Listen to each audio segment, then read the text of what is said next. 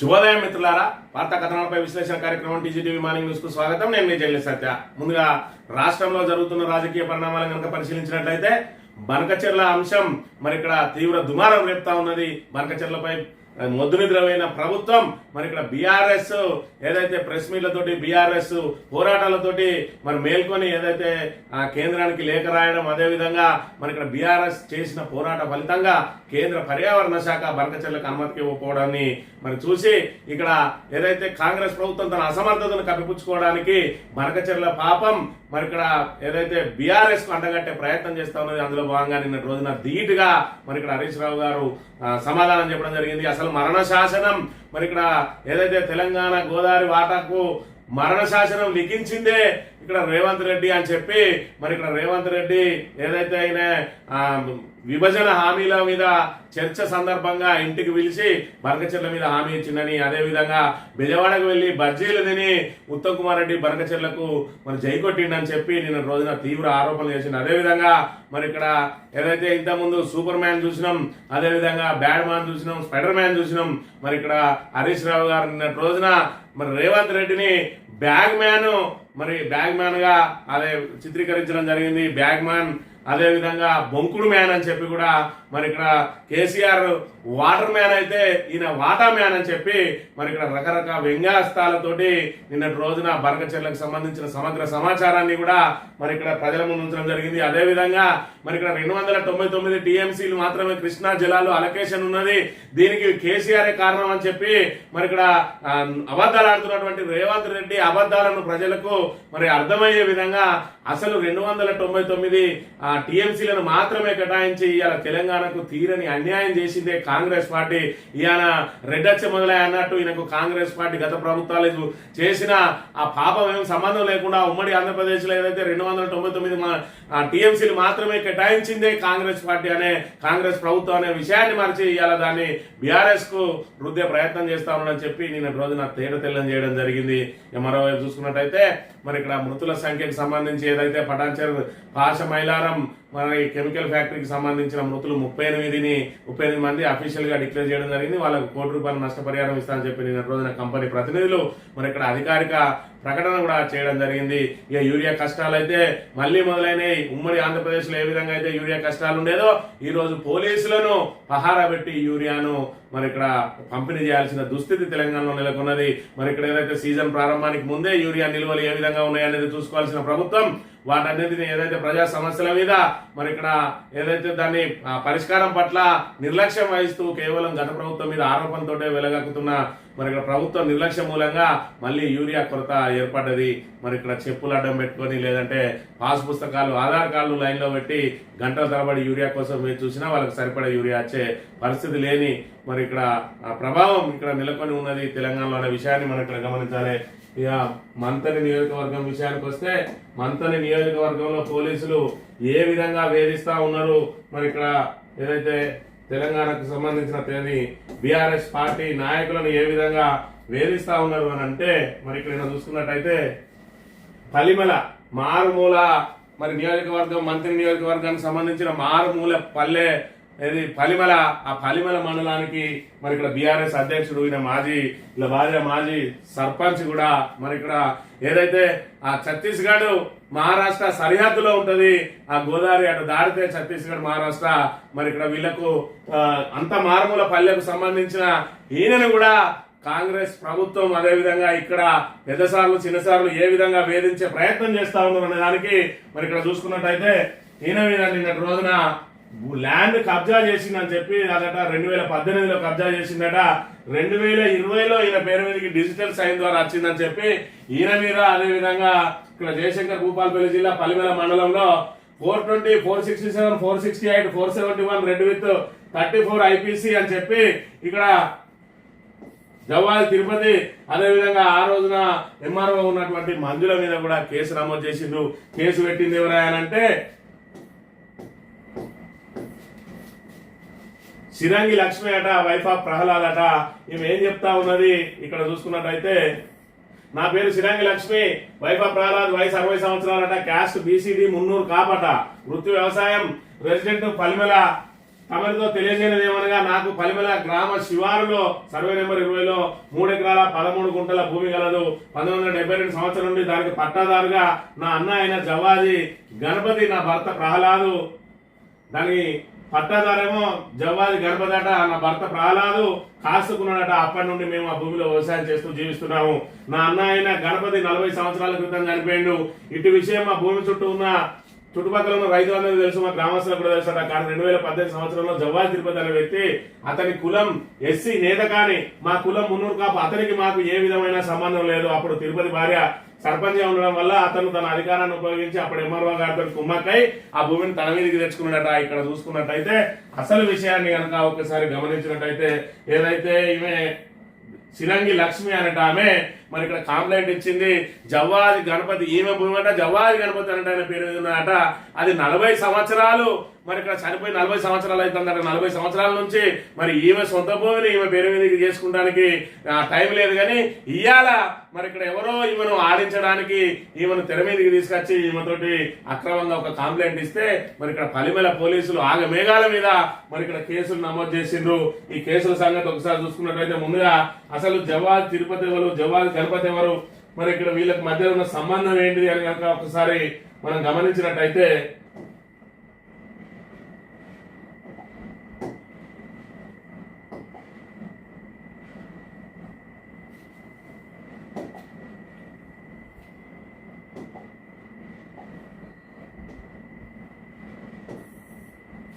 ఇక్కడ జవ్వాది తిరుపతి వాళ్ళ తాత, ఈ తాతకు 2 కొడుకులు,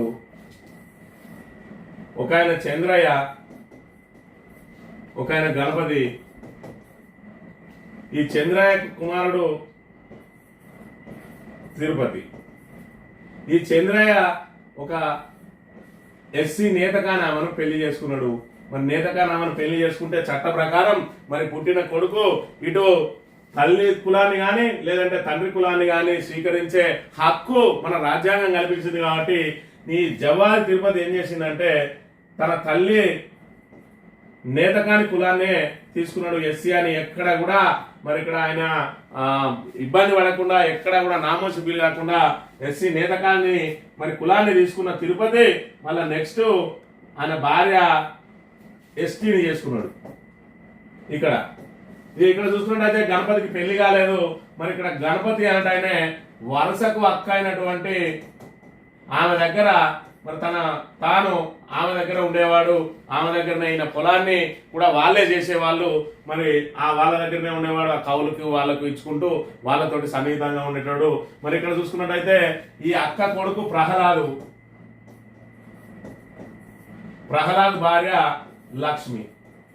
మరి ఇక్కడ ఈ గణపతి 40 సంవత్సరాల క్రితం చనిపోతే లీగల్ గా వారసులు ఎవరైతారు అనే దానికి ఇప్పుడు ఇదేది కూడా మరి పోలీసులు ఆలోచన చేయకుండా మరి ఇక్కడ చూసుకున్నట్టయితే సొంత అన్నదమ్ములు చంద్రయ్యకు సొంత తమ్ముడైనటువంటి గణపతి, మరి చంద్రయ్య కుమారుడు తిరుపతికి గణపతికి సంబంధం ఉంటుందా, లేదంటే మరి ఇక్కడ ఏదైతే వరసకు అక్క అయినటువంటి ఆమె కోడలైన లక్ష్మికి ఈమెకు గణపతికి ఏం సంబంధం ఉంటుంది అనే ఆలోచన కూడా చేయకుండా లక్ష్మి అన్నట్టు ఆమె కంప్లైంట్ ఇవ్వగానే మరి ఇక్కడ ఈ తిరుపతితో పాటు ఇవాళ చూసుకున్నట్టయితే మరి ఇక్కడ ఎంఆర్ఓ గారి మీద కూడా కేసు నమోదు చేయడం జరిగింది. ఏం కేసు, మరి ఇక్కడ ఏదైతే ఆ చీటింగ్ చేసిందని ఫోర్జరీ డాక్యుమెంట్లు పెట్టిందని చెప్పి మరి ఇక్కడ కేసు నమోదు చేసి ఆగమేఘాల మీద నిన్నటి రోజున అరెస్ట్ చేయడం జరిగింది. మరి ఇక్కడ లీగల్ గా ఎవరు హక్కుదారు అవుతారు గణపతికి, మరి వారసుడు తిరుపతి అవుతాడా లక్ష్మి అవుతాడా అనేది ఇప్పుడు పోలీసులే తేల్చాలి. మరి ఇక్కడ చూసుకున్నట్టయితే వాళ్ళ మధ్యలో సంబంధం ఏమున్నది, మరి ఇక్కడ నేతకాని జవ్వాది తిరుపతి నేతకాని కాబట్టి మాది మున్నూరు కాపు కాబట్టి మాకు వాళ్ళకి సంబంధం లేదంటున్నాడు.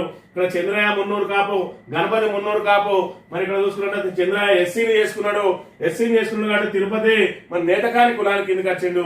ఇలా నేతకాని కులం నుంచి ఆయన ఎస్టీని చేసుకున్నాడు. దీన్ని ఆదర్శ వివాహాల కింద తీసుకున్నామా, లేదంటే నువ్వు ఎస్సీలకు పోయినావు కాబట్టి నీకు మా మున్నూరు కాపుకు సంబంధం లేదన్న లక్ష్మి వాదనను సమర్థిస్తామా, ఏది రాజ్యాంగ పరంగా ఉంటుంది అనే విషయాన్ని ఇక్కడ పోలీసులు ఆలోచన చేసుకోవాలి.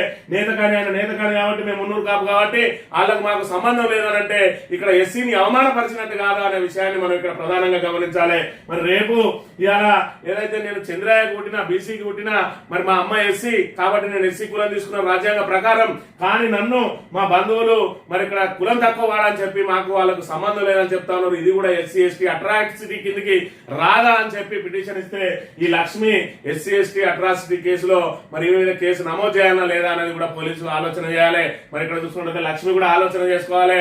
మరి జవ్వాది తిరుపతి ఏదైతే ఉన్నాడో జవ్వాది గణపతి ఈయన నేత కానీ ఆయన కాపు అని అంటా ఉన్నావు, ఈయనే మరి చంద్రయ్యకు పుట్టిన కొడుకు కాదా అనే విషయం ఆలోచన చేసుకోవాలి. మరి చంద్రయ్య ఎస్సీని చేసుకున్నాడా లేదా ఆలోచన చేయాలి. ఎస్సీ కులంకు అది ఏదైతే రాజ్యాంగం ప్రకారం ఆమె కులాన్ని తీసుకునే హక్కు లేదా ఆలోచన చేయాలి. మరి నేను ఎస్సీ కులాన్ని తీసుకున్నాడు కాబట్టి ఇక్కడ నుంచి సంబంధాలు కట్ అయితే ఈయన కానీ మరి గణపతి కానీ సంబంధాలు కట్ అయితే చెప్పాలి. మరి ఇక్కడ సొంత తండ్రి తమ్ముడైనటువంటి సొంత చిన్నానకు మరి ఏదైతే తిరుపతి వారసుడు అవుతాడా, మరి ఏదైతే వరుసకు అక్కైనటువంటి ఆమె కోడలు లక్ష్మి వారసురాలు అవుతుందా, ఇవి ఆలోచన చేయకుండా నిన్నటి రోజున పోలీసులు మరి ఇక్కడ పైనుంచి ఆదేశాలు ఏదైతే చిన్నసారో పెద్దసారో ఆదేశాలు చేయగానే ఏ విధంగా వీళ్ళను మరి ఇక్కడ కేసులలో ఇరికియాలని చెప్పి కనీస ఆలోచన చేయకుండా హడావిడిగా కేసు నమోదు చేసిండ్రు. ఏం కేసు నమోదు చేసిండ్రు?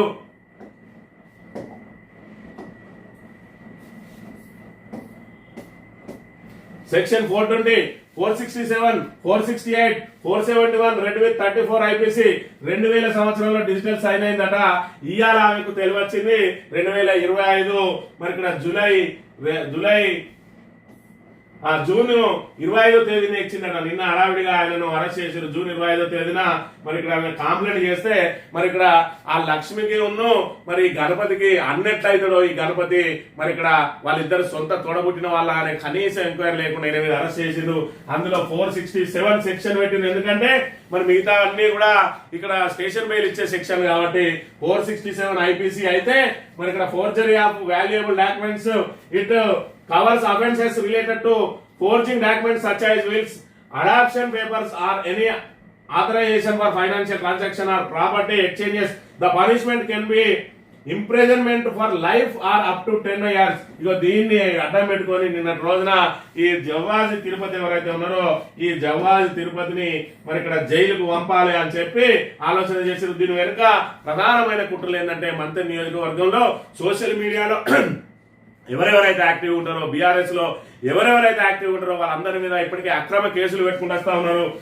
మొన్న శ్రావణం మరి ఇక్కడ జక్కు శ్రావణ్ అని సోషల్ మీడియా వారియర్ ఈయనే మరి ఇక్కడ ఏదైతే మంత్రుల మీద ఏదో పెట్టిండ్రు, మంత్రి గారి భార్య శ్రీధర్ బాబు గారి భార్య అయినటువంటి శైలజ రామయ్య ఐపీఎస్ మీద మరి ఇక్కడ అనుచిత వ్యాఖ్యలు చేసిండు అని చెప్పి మరి ఇక్కడ కాటారంలో ఒక కేసు పెట్టించి మరి కాటారంలో అయితే వీళ్ళు ఇబ్బంది పడరు, హైదరాబాద్ మరి ఇక్కడ సైబర్ క్రైమ్ లో పెట్టి ఆయనను వేధించడానికి అర్ధరాత్రిలో పోలీసులు వచ్చి ఆయనను తీసుకొని పోయి ఆయనను ఏ విధంగా జైలు పాలు చేయాలని ప్రయత్నం చేస్తే బీఆర్ఎస్ కు సంబంధించిన లీగల్ సెల్ మరి ఇక్కడ ఏదైతే వీళ్ళకి శ్రీరామ రక్షగా నిలబడి బెయిల్ ఇప్పించింది. దాంతో ఈ సోషల్ మీడియా కేసుల ద్వారా వీళ్ళని జైలుకు పంపించలేమని చెప్పి ఆలోచన చేసి ఇక్కడ క్రిమినల్ మెంటాలిటీ తోటి ఇక్కడ జవ్వాది తిరుపతిని ఏకంగా మరి ఇక్కడ ఫోర్జరీ డాక్యుమెంట్లని చీటింగ్ కేసు కింద నమోదు చేసి ఏ విధంగానైనా జైలుకు పంపించాలని చెప్పి పన్నాగం పన్ని మరి ఇక్కడ పలిమెల లాంటి మారుమూలలో పనిచేసే పోలీస్ అధికారులను కూడా గ్రిప్ లో పెట్టుకొని మరి ఇక్కడ పోస్టింగ్ల కోసం పోలీసులు కూడా అడ్డదారులు దొక్కుతా ఉన్నారు. తమ విధి నిర్వహణను విధులను దుర్వినియోగం చేస్తా ఉన్నారు.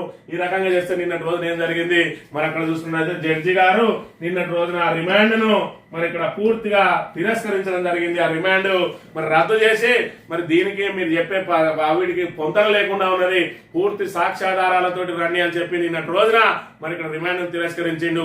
ఇది మరి ఇక్కడ ఎవరైతే వీళ్ళకి ఆదేశాలు ఇస్తారో చిన్నసారు పెద్దసారుకు చెప్పబెట్టు లాంటిది, అదే విధంగా పోలీస్ డిపార్ట్మెంట్ కు మాయని మచ్చ లాంటిది. పోలీసులు ఇప్పటికైనా ఆలోచన చేసుకోవాలి. మరి ఇక్కడ ఏదైతే ఎస్ఐ గారు రమేష్ మరి మీరు ఏదైతే మరి ఇక్కడ జవ్వాది తిరుపతి నేత కానీ మరి కాపు జవ్వాది గణపతి కాపు కాబట్టి ఈయనకు ఆయనకు సంబంధం లేదని సంబంధాలు తెంపేస్తా ఉన్నావు కదా. మరి ఇక్కడ సంబంధాలు తెంపేస్తే మరి వాళ్ళ అమ్మ ఎస్సీ ఆ ఎస్సీ కులం తీసుకోవడం రాజ్యాంగపరమైన ఆయనకు ఇచ్చిన హక్కును మీరు ఇక్కడ కాలరాస్తా ఉన్నారా? మరి ఇక్కడ నువ్వు ఎస్సీ కులం తీసుకున్నావు కాబట్టి నువ్వు ఇలా కాపుల వల్ల అర్హులు కాదు, కాపుల ఆస్తులకు అర్హులు కాదని చెప్పి మీరు కాపిల్లకి వెళ్ళి వేలేస్తా ఉన్నారా? మీరే మరి కాపుల నుంచి ఆ ఏదైతే సంబంధాలు వాళ్ళకున్న బంధుత్వాలను మీరే తెంచేసి బహిష్కరిస్తా ఉన్నారా? దీనికి ఇదే జరిగినట్టయితే ఆ లక్ష్మికి ఏ విధంగా అయితే ఎస్సీ ఎస్టీ అట్రాసిటీ వర్తిస్తుందో మరి ఇక్కడ ఏదైతే కేసు నమోదు చేసిన ఎస్ఐ మీద కూడా ఎస్సీ ఎస్టీ అట్రాసిటీ ఎందుకు మరి ఇక్కడ దానికి అప్లై కాదో కూడా ఒకసారి ఆలోచన చేయాలి. అదే విధంగా మరి ఇక్కడ ఆయన వారసులు ఎవరైతే ఉన్నారో గణపతికి వారసులు జవ్వాది తిరుపతి అవుతాడు కాబట్టి మరి దానికి సంబంధించి ఆయన వారసుడా కాదా అనేది ఎంక్వైరీ చేసుకోవాల్సిన బాధ్యత మరి అధికారుల మీద ఉంటది. మరి అధికారులకు అప్లికేషన్ పెట్టుకుంటాడు మా బాబాయి అయినటువంటి మరి జవ్వాది గణపతి, ఆయనకు మేమే వారసులం కాబట్టి ఆయనకు పెళ్లి కాలేదు, పిల్లలు లేరు, ఆయన మా నాన్న తోడబుట్టినోడు కాబట్టి ఆయన ఆస్తి నాకు కావాలని అప్లై చేస్తే దానికి ఏం కావాలనో ఎంక్వైరీలు ఏం కావాలనో అధికారులు చూసుకుంటారు, రెవెన్యూ అధికారులు. ఈయన కావాల్సింది తన బాబాయికి వారసునిగా తనకు ఆ భూమి కావాలని అప్లికేషన్ పెట్టుకుంటాడు. ఆ భూమి పేరు మీదకి అయింది. అది ఎట్లయింది, ఏమైంది, ఫోర్జరీ డాక్యుమెంట్స్ అంటే ఇవాళ ఏదైతే లక్ష్మి మరి నేను నా అన్న అని చెప్పుకుంటున్నదో ఆమె చేసేది ఫోర్జరీ. ఆమెకు మరి ఇక్కడ ఏదైతే జవ్వాది గణపతికి ఏం సంబంధం లేదు. వరుసకు అక్క అయినటువంటి ఆమెకు కోడలైనటువంటి ఈమె మరి ఇక్కడ కొడుకు భార్య అయినటువంటి ఈమె అన్న అని చెప్పి క్లెయిమ్ చేసుకుంటా ఉన్నది.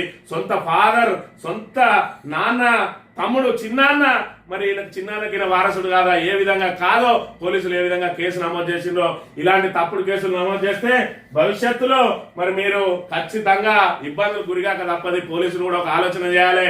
మరి ఏదైతే రాజకీయ నాయకులు ఏం చేస్తే ఏపీలో ఏం జరుగుతా ఉన్నది, ఇవాళ పిఎస్ఆర్ ఆంజనేయులు లాంటి డైనమిక్ ఐపీఎస్లే జైళ్లలో మంగుతున్న పరిస్థితిని ఒక్కసారి ఎస్ఐలు, సిఐలు, ఏసీపీల వరకు స్థాయి అధికారులు ఆలోచన చేయాలి. మంత్రి నియోజకవర్గంలో ప్రతిపక్షాలను అరికట్టడానికి సోషల్ మీడియా వారియర్స్ గొంతు నొక్కడానికి వాళ్ళు పెట్టుకున్నట్టల్లా కేసులు పెడితే మరి ఇక్కడ బీఆర్ఎస్ కు ఏదైతే లీగల్ సెల్ అనేది శ్రీరామ రక్షగా ఉన్నది. మరి మిమ్మల్ని కూడా హైకోర్టుకు లాగి మీ ఉద్యోగాలు పోయినాక కూడా ఎంబడి పడడానికి మరి ఇక్కడ బీఆర్ఎస్ వారియర్స్ కూడా సిద్ధంగా ఉన్నారు.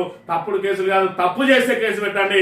తప్పుడు కేసులు కాదు, తప్పుడు కేసులు అంటే మీరు చట్టమే ఫైనల్ కాదు, మీ మీద న్యాయ వ్యవస్థ ఉన్నది. నిన్న రోజున 10 గంటల సమయంలో జడ్జి దగ్గర కూర్చొని జడ్జి ఇంటి ముందు ఉండి ఏదైతే జవ్వాది తిరుపతికి అండగా నిలిచిండు ఇక్కడ బీఆర్ఎస్ వారియర్స్ అందరు కూడా అక్కడ ఉండి రాకేష్ మరి ఇక్కడ జడ్పీ చైర్మన్ భర్త, అదే విధంగా మరి శ్రీనివాసు, శ్రావణు, రాజు వీళ్ళందరూ కూడా జవ్వాది తిరుపతికి అండగా రాత్రి 10 గంటల వరకు కూడా అక్కడ జడ్జి ఇంటి ముందు ఉండి రిమాండ్ క్యాన్సిల్ కాగానే ఆయన ఇంటికి తీసుకురావడం జరిగింది. మరి ఇక్కడ మీరు ఏ విధంగా అయితే బీఆర్ఎస్ నాయకుల గొంతు నొక్కడానికి ప్రయత్నం చేస్తా ఉన్నారో చిన్నసారు పెద్దసారు, మీరు ఏదైతే 2014 పూర్వం ఏ విధంగా కేసులతో వేధిస్తా ఉన్నారు, ఏ విధంగా మానసికంగా వేధిస్తా ఉన్నారు, ఏ విధంగా బెదిరింపులకు గురి చేస్తా ఉన్నారు, అవే జరుగుతా ఉన్నాయి. పోలీసులను అడ్డం పెట్టుకుని ఆ రోజు రాక్షస పాలన సాగించిండ్రు. అదే పాలన ఇప్పుడు కొనసాగుతా ఉన్నది. ఖచ్చితంగా 2028లో ప్రజలు బుద్ధి చెప్తారు. గతంలో సోషల్ మీడియా లేని టైంలోనే ప్రజలు ఏ విధంగా స్పందించారో చూసారు. ఇవాళ సోషల్ మీడియా ద్వారా ప్రతి ఒక్కటి అరిచేతులలో ఉంటుంది, ప్రతి ఇంట్లో సెల్ ఫోన్ ఉంటుంది, అందరు కూడా చూస్తా ఉన్నారు. మీ అరాచకాలను అనే విషయాన్ని గమనించాలి. పోలీసులు కూడా ఒకటి ఆలోచన చేసుకోవాలి. మీ ఉద్యోగాలు ముఖ్యమా లేకపోతే ఈ నాయకులు ఇచ్చే ఈ 3 ఏళ్ళు 2 ఏళ్ల పోస్టింగ్ ముఖ్యమా అనేది కూడా ఆలోచన చేసుకోవాలి తప్ప మరి మేము వాళ్ళ చెప్పినట్లు ఆడించినట్టు ఆడతామనంటే మరి ఇక్కడ ఖచ్చితంగా మొట్టమొదట బలయ్యేది మీరే అనే విషయాన్ని కూడా ఇక్కడ గమనించాలి. అదేవిధంగా జవ్వాది తిరుపతికి మరి ఇక్కడ టీజీ తరఫున కంగ్రాచులేషన్ చెప్తా ఉన్నాం. అదేవిధంగా అండగా నిలిచినటువంటి ఈ బీఆర్ఎస్ వారియర్స్ అందరికి కూడా శుభాకాంక్షలు తెలియజేస్తా ఉన్నాం. వార్తా కథనాలను కనుక పరిశీలించినట్లయితే ముందుగా నమస్తే తెలంగాణలో మరణ శాసనం రాసిందే కాంగ్రెస్. విభజన హామీల ముసుగులో బంకచెర్ల ఒప్పందం, ప్రజాభవన్ వేదికగా తెలంగాణకు మరణ శాసనం బాబును పిలిచి 2024 జూలై 6న చీకటి అధ్యాయం.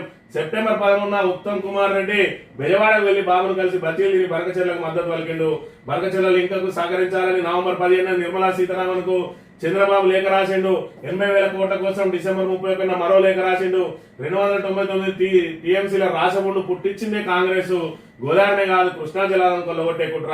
ఇప్పుడు ఏమీ తెలియనట్టు రేవంత్ ఉత్తమ్ అన్న బనకచెర్ల కోసం బొంకు మ్యాన్ గా మారిన రేవంత్, కేసీఆర్ వాటర్ మ్యాన్ అయితే రేవంత్ వాటా మ్యాన్. నాడు ఉద్యమంలో నేడు నీళ్లు రాసిస్తున్నాడు. నీళ్ల కోసం నిలదీసింది, పోరాడింది బీఆర్ఎస్ పార్టీనే. నాడే నీళ్లను రాసిస్తే సెక్షన్ 3 ఎట్లా వచ్చిందో చెప్పాలి. తాత్కాలిక ఒప్పందం శాశ్వత ఒప్పందానికి తేడా తెలియదా? బనకచెర్లతో తెలంగాణకు ముప్పని పిఎఫ్ఆర్ లో ఉన్నది. బాబు కోవట్లు ఉన్నారని కాంగ్రెస్ ఎమ్మెల్యేని అంటున్నాడు. ఒక్కరోజు కాదు, దమ్ముంటే 5 రోజులు అసెంబ్లీ పెట్టు.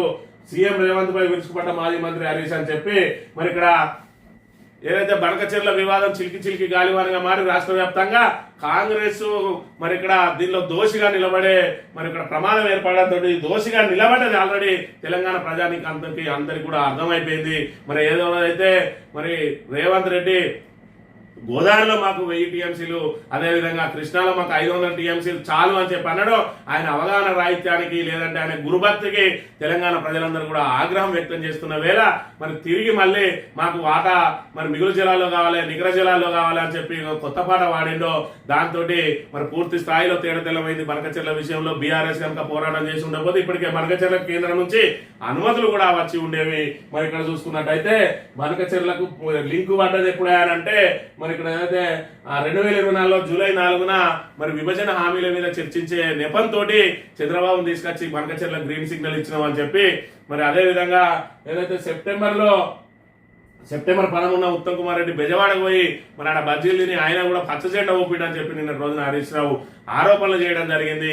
మరి ఇక్కడ చూసుకున్నట్టయితే ఏదైతే పాపం అంతా బనకచెర్ల పాపం మరి ఏదైతే బీఆర్ఎస్ దే అని చెప్పి రేవంత్ రెడ్డి చెప్తా ఉన్నాడు.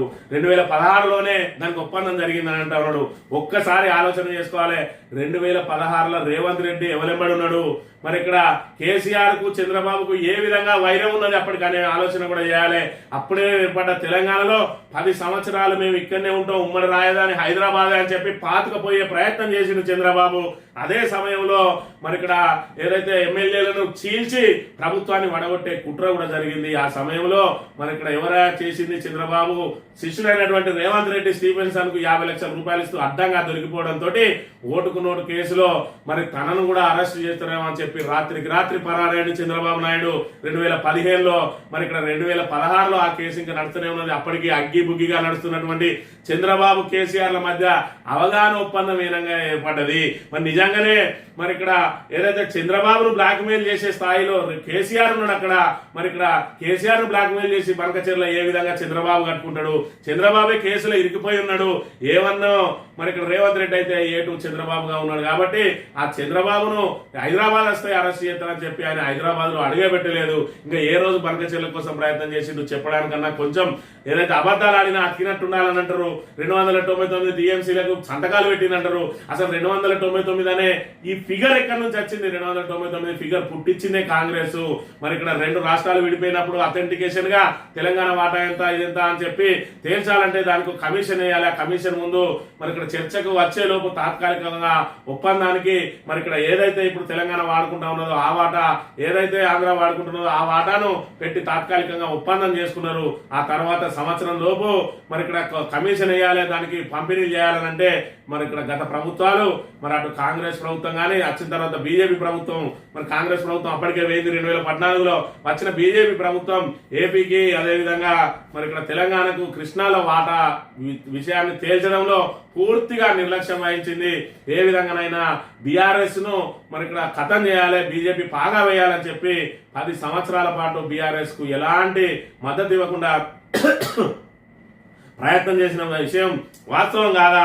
అదే తాత్కాలిక ఒప్పందం ఇప్పటికి కూడా కొనసాగుతున్న వాస్తవం కాదా? దీని అంతా మనిషి కాంగ్రెస్ పాపాన్ని కడగడానికి రేవంత్ రెడ్డి ఈ రకంగా మరి ఇక్కడ బొంకు మేనగా మారిందని చెప్పి నిన్న రోజున చెప్పిన అంశాన్ని కూడా మనం ఇక్కడ గమనించవచ్చు.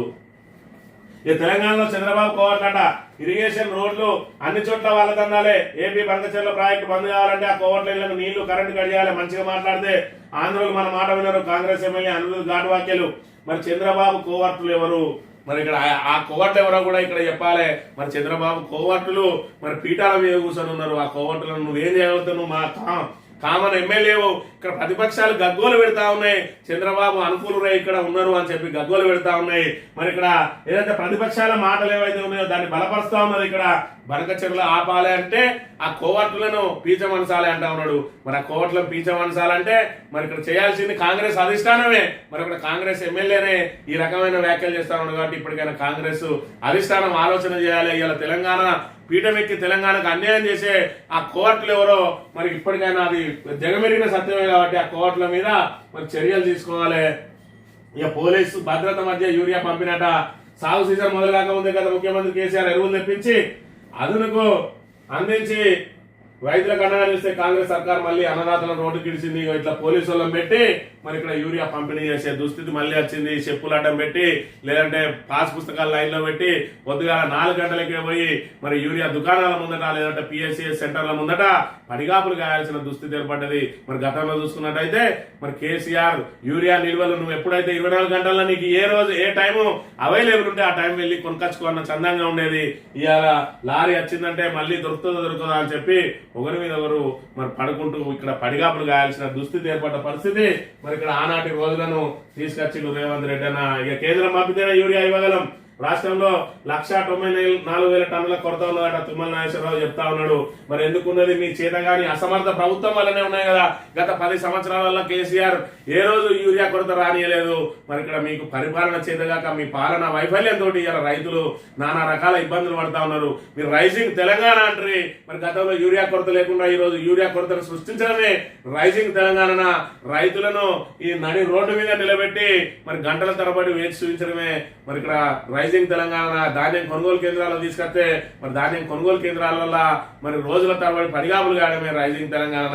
ఈ పరిపాలన చేతగాని అసమర్థ కాంగ్రెస్ ప్రభుత్వం ఈ రకంగా మరి ఏ విధంగా ఇబ్బందులు పెడుతుందో మనం చూడాలి. ఇక ఒక్కొక్కరి నెత్తున 4,80,000 అప్పు మరి ఇక్కడ పెట్టిండట. మోదీ పాలనలో అప్పుల పాలైంది దేశం అని చెప్తున్న పరిస్థితి. టీన్యూస్ ఆఫీసులో పోలీసులు ఓవర్ యాక్షన్. సిబ్బందిని ప్రశ్నిస్తూ వీడియోలు తీసి ఆపై వైరల్ చేసిన పోలీసులు దర్యాప్తు జరుగుతున్నాయని వాట్సాప్ లోకి మహిళా ఉద్యోగుల గోప్యతకు భంగం. వీడియో ఎవరో తీశారని ముఖ్యమైపు ఆ తర్వాత మా కానిస్టేబుల్ వివరణ. స్వేచ్ఛ ఆత్మహత్య కేసులో 2వ రోజు దర్యాప్తుకు వచ్చిన పోలీసులు ఏదైతే స్వేచ్ఛ టీ న్యూస్ యాంకర్ ఉన్నదో ఆమె మృతికి సంబంధించి ఆత్మహత్యకు సంబంధించి విచారణ పేరుతో టీ న్యూస్ లోకి చొరబడ్డ పోలీసులు మరి అక్కడ విచారణ ఏదైతే జరుగుతా ఉన్నదో దాన్ని మరి ఇక్కడ వీడియో తీయించి దాన్ని కాంగ్రెస్ సోషల్ మీడియాకి ఇచ్చి మరి ఇక్కడ దాన్ని రచ్చ చేసే ప్రయత్నం చేస్తా ఉన్నారు. వీళ్ళు పోలీసులా లేకపోతే కాంగ్రెస్ పార్టీ కార్యకర్తల? ఇది హైదరాబాద్ నడిబొడ్డున జరిగింది. ఇందాకటి అంశం చూసుకున్నట్టయితే మరి ఇది ఏకంగా మారుమూల పల్లెటూరులో జరిగింది. మారుమూల ఏదైతే మంత్రి నియోజకవర్గం మారుమూల అడవుల్లోని మండలంలో జరిగింది ఈ అంశం. మరి ఇక్కడ ఈ జవాజ్ తిరుపతిని ఏ విధంగా వేధిస్తా ఉన్నారో మరి ఇక్కడ చూసుకున్నట్టయితే హైదరాబాద్ లో ఏకంగా టీ న్యూస్ కార్యాలయం హైదరాబాద్ తెలంగాణ భవన్ లో కూడా ఈ రకంగా జరుగుతా ఉన్నది. మరి ఈ రకమైన పోలీసుల వేధింపులు, పోలీసులు మరి గతంలో ఎట్లా ఉండే 10 సంవత్సరాల పాటు తెలంగాణ పోలీస్ అంటే ఒక విలువ గౌరవం ఉండే, ఆ విలువలు గౌరవాలు అవన్నీ కూడా దిగజారిపోయినాయి. ఇవాళ తెలంగాణ పోలీస్ అనేది నెంబర్ 1 గా ఉండే గతంలో చూసుకున్నట్టయితే ఇప్పుడు బీహార్ కంటే దుర్మార్గమైన పరిస్థితి నెలకొంటా ఉన్నాయి. శాంతి భద్రతలు అదుపు తప్పుతా ఉన్నాయి. కేవలం ప్రతిపక్షాలను అణచివేయడానికి లేదంటే భూసేకరణలో బాధితులను అణచివేయడానికి మాత్రమే పోలీసులు పనిచేస్తున్నారని చెప్పడంలో ఎలాంటి సందేహం లేదని చెప్పి కూడా చెప్పవచ్చు. ఇక బడా నేతల బినామీ కథ. ఫార్మా రైతుల ప్లాట్లను కొల్లగొడుతున్న నేతలు. 4th సిటీ గ్రీన్ ఫీల్డ్ పేరిట భయపెడుతున్న అనుచరుల పేరిట పెద్ద ఎత్తున ప్లాట్ల కొనుగోలు. రైతుల పరిహారం నేతల పరిహారం కథనంతో చలనం. ఫార్మా బాధిత గ్రామాల్లో నేడు రైతుల పాదయాత్ర అట. మరి ఇక్కడ ఫార్మా ఇస్తా అన్నది ఏదైతే ఆ ఫార్మా రైతులకు మరి ఇక్కడ గత ప్రభుత్వం ఫ్లాట్లు ఇస్తా అంటే మేము ఫ్లాట్లు కాదు మేము రాగానే మీ భూములే మీకు ఇస్తా అన్నారు. ఇప్పుడేమో ఫార్మా కంపెనీలు రద్దు చేసి కానీ భూములను మాత్రం మరి ఇక్కడ ఏదైతే 4th సిటీ అని తరలించి ఆ 4th సిటీలో రేపు పెద్ద ఎత్తున డెవలప్మెంట్ అవుతుంది అని చెప్పి మరి ఇక్కడ 30-40 వేలు వాళ్ళకి అవకాశం ఉంటాయి కాబట్టి 3,000 నుంచి 5,000 ఇచ్చి వాళ్ళని బెదిరించి ఫ్లాట్లు అన్నిటి కూడా రిజిస్ట్రేషన్ చేయించుకుంటామన్నమాట. దాంతో నిన్న రోజున నమస్తే తెలంగాణ ఏదైతే వెలుగులోకి తీసుకొచ్చిందో మరి ఇక్కడ రైతులు పాదయాత్ర చేయబోతా ఉన్నారు. మరి ఇయాటి నుండి అనే విషయాన్ని కూడా మనం చేయాలి. పంచభూతాలపై కాంగ్రెస్ పడగా. ఫార్మా భూముల్ని చెరపట్టిన హస్తం నేతలు. ఎన్నికల హామీని తుంగలో దొక్కిన రేవంత్ అని చెప్పి నిన్న రోజున బీఆర్ఎస్ వర్కింగ్ ప్రెసిడెంట్ ఫైర్ అయ్యాడు. మరి ఇక్కడ ఫార్మాను రద్దు చేస్తామన్నారు. ఓకే రద్దు చేసిరు. ఫార్మాను రద్దు చేసి భూములు వాళ్ళ తిరిగిస్తా అన్నారు కదా, ఎందుకు ఇవ్వరు? మరి ఇక్కడ ఆ రోజు రైతులను రెచ్చగొట్టి ఫార్మా కంపెనీలకు వ్యతిరేకంగా మీరు మరి ఏదైతే పోరాటం చేయించిండ్రో మరి ఇక్కడ మీరు రాగానే ఫార్మా కంపెనీలను ఆపేసినామన్నారు. మరి ఆపేస్తే భూములు ఎందుకు రిటర్న్ ఇయ్యారు అనే దాని మీద మరి ప్రభుత్వం నుంచి మాత్రం ఎలాంటి స్పందన లేదు. కానీ ఆ భూముల మీద మాత్రం పెద్దలు ఖండించిన విషయాన్ని మనం ఇక్కడ చూడాలి. మా గోసవట్టల మంత్రి రాజనరసింహన్ కలిసిన సిగాచి బాధిత కుటుంబాలని చెప్పి మరి ఏదైతే కెమికల్ పరిశ్రమ పేలుడు ప్రమాదంలో చనిపోయినో ఇంకా 10 మంది ఆచూకీ జరగలేదట. మరి ఇప్పటికి కూడా ఏదైతే 38 మందిని అధికారికంగా గుర్తించిన ఇప్పటి వరకు 18 మంది మాత్రమే వాళ్ళకి అప్పగించింది. కానీ ఇంకా 20 మృతదేహాలను కూడా అప్పగించలేదు. 3 రోజులు దాటింది, ఈరోజు 4వ రోజు అయినప్పటికీ కూడా ఆ మృతదేహాల వెలికితీత పూర్తి కాలేదు. ఇక్కడ మృతదేహాలను గుర్తించి వాళ్ళకి అప్పగించడం కూడా పూర్తి కాలేదనే అంశాన్ని మనం ఇక్కడ చూడవచ్చు.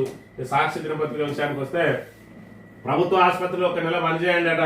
మరి డాక్టర్లు అందరినీ కూడా ప్రభుత్వ ఆసుపత్రిలో ఒక రోజు ఒక నెల పనిచేయాలని చెప్పి నిన్న రోజున మరి ఇక్కడ పిలుపునిచ్చింది ముఖ్యమంత్రి గారు. ఇక 10th పాస్ ఇంటర్ ఫెయిల్ ఎందుకు ఇలా ఇంటర్లో పాస్ పర్సెంటేజ్ ఎందుకు తగ్గుతుందో పరిశీలించాలన్న సీఎం రేవంత్ రెడ్డి ప్రతి పాఠశాలలో భారీ జాతీయ జెండా ఏర్పాటుకు ఆదేశం అట. మరి 10th పాస్ అవుతాను కానీ ఇంటర్ ఫెయిల్ అవుతా ఉన్నారు, దాని మీద ప్రత్యేక దృష్టి పెట్టుంది అని చెప్పి మరి ఇక్కడ పిలుపునిచ్చిన అంశాన్ని మనం చూడాలి. కురుస్తున్న వర్షం రైతన్న హర్షం అని చెప్పి మరి తొలకరి పలకరించి మళ్ళీ వానలు ముఖం చాటేసినాయి. మరి దాంతో రైతులు ఏదైతే పత్తి రైతులు మరి ఇక్కడ విత్తనాలు విత్తుకునే రైతులు ఇబ్బంది పడ్డారు. మళ్ళీ కొంచెం మరి ఇక్కడ ఇప్పుడు వర్షం కురుస్తుండటంతో రైతన్నలు కొంతవరకు మరి ఇక్కడ హర్షం అంటే వాళ్ళు ఉత్సాహంగా ఉన్న పరిస్థితి మనం ఇక్కడ చూడవచ్చు. ఇక దమ్ముంటే అసెంబ్లీ పెట్టు, బనకచెర్లతో పాటు నదీ జలాలపై చర్చిద్దాం, మైక్ కట్ చేయొద్దు, వాయిదా వేయద్దు, పారిపోవద్దు. సీఎం రేవంత్ రెడ్డికి మాజీ మంత్రి హరీష్ రావు సవాల్. చంద్రబాబుతో రేవంత్ చీకటి ఒప్పందం చేసుకున్నారని ఫైన్ అని చెప్పి అసెంబ్లీలో చర్చిద్దా అని చెప్పి రేవంత్ రెడ్డి ఏదైతే చెప్తా ఉన్నాడో అసెంబ్లీకి మేము వచ్చడానికి రెడీ, దమ్ముంటే చర్చ పెట్టు, 5 రోజులు కాదు నెల రోజులు పెట్టు, దేనికైనా మేము సిద్ధం. కానీ నువ్వు మాట్లాడి తప్పించుకొని మరి ఇక్కడ సభను వాయిదా వేసి పోసడు కాదు. నువ్వు మా మైక్ కడి చేయకుండా మరి నువ్వు ఏది అడుగుతావో దానికి మేము సమాధానం చెప్తాం, మేమేది అడుగుతావో నువ్వు దానికి సమాధానం చెప్పు. ప్రజల ముందు పారదర్శకంగా మాట్లాడుకుందాం.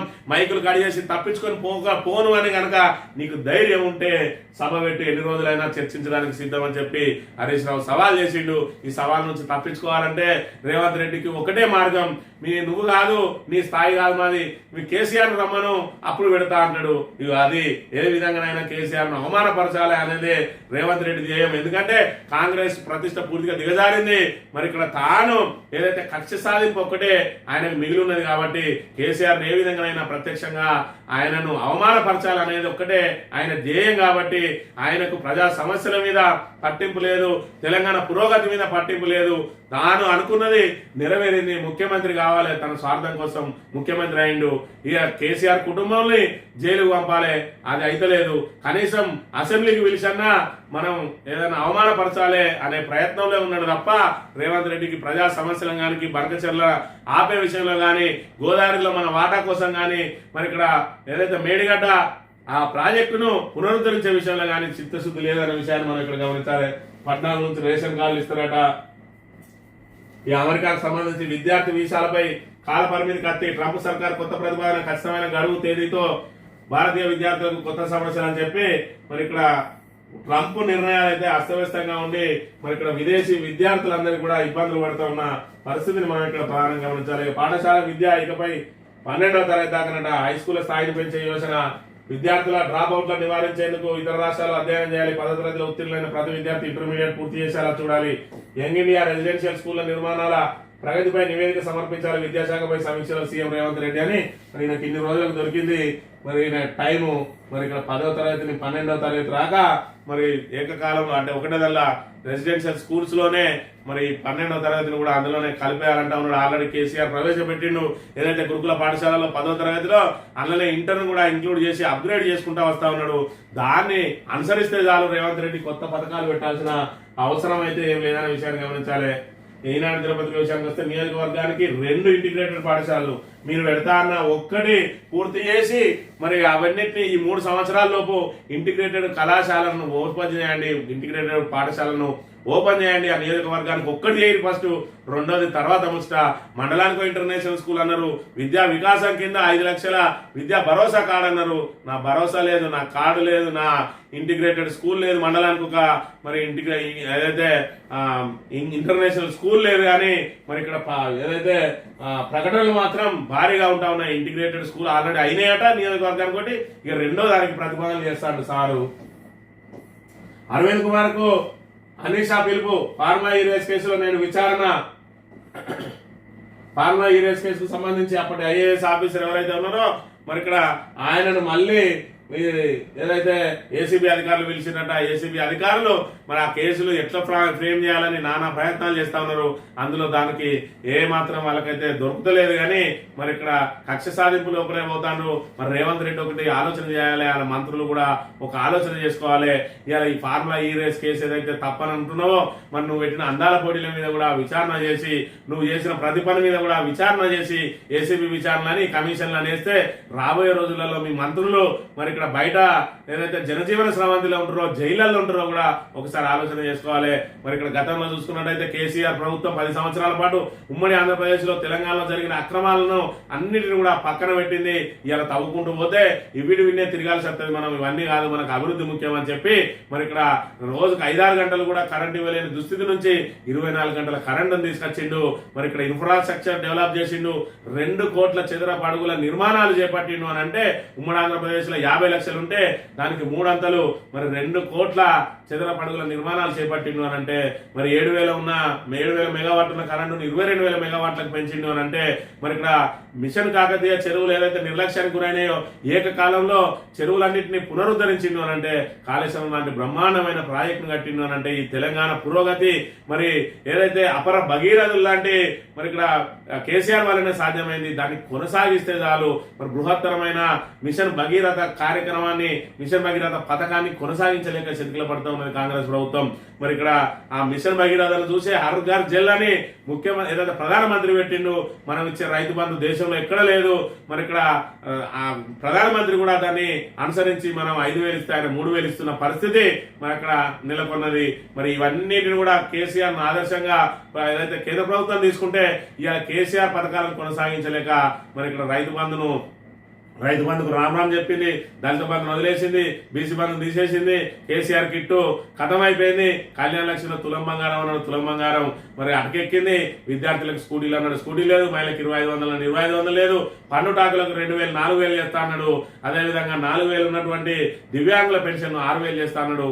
అందరికి మొండిచేయి చూపి ఇవాళ మళ్ళీ బీఆర్ఎస్ ప్రభుత్వం మీదనే బురద జల్లి ఇంకా 19 నెలల కాలం పూర్తయితా ఉన్నది. ఇది చాలదన్నట్టు మిగతా కాలం అంతా కూడా ఈ ఆరోపణలతోటే వెళ్ళగాకుతా, కమిషన్లతోటే వెళ్ళగాకుతా, ఫోన్ ట్యాపింగ్ లాంటి అంశాలను తీసుకొచ్చి ఏదైనా సీరియస్ వాతావరణం మనకచెర్ల లాంటిది వచ్చి కాంగ్రెస్ మెడకు చుట్టుకుంటుంది అన్న రోజు ఫోన్ ట్యాపింగ్ తీసుకొచ్చి దీని నుంచి డైవర్ట్ చేసే ప్రయత్నం చేస్తా అని చెప్పి ఇప్పటికి కూడా మరి ఇక్కడ డైవర్షన్ పాలిటిక్స్ తోటే కాంగ్రెస్ ప్రభుత్వం వెల్లడిస్తా ఉన్నాయి. కాబట్టి ఖచ్చితంగా ప్రజలందరూ ఒకటి మరి ఇక్కడ గమనించాలి.